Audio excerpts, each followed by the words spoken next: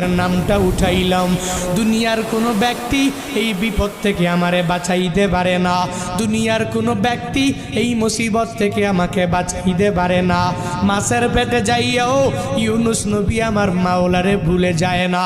ইউনুস নবী যখন আল্লাহকে জানাইয়া দেয়, আল্লাহ লা ইলাহা ইল্লা আনতা, ও দয়ার মালিক তুমি ছাড়া কোনো ইলা নাই, তুমি ছাড়া কোনো মাবুদ নাই, তুমি ছাড়া কোনো মাসুক নাই, তুমি ছাড়া ইবাদত পাওয়ার যোগ্য দুনিয়াতে কেউ নাই।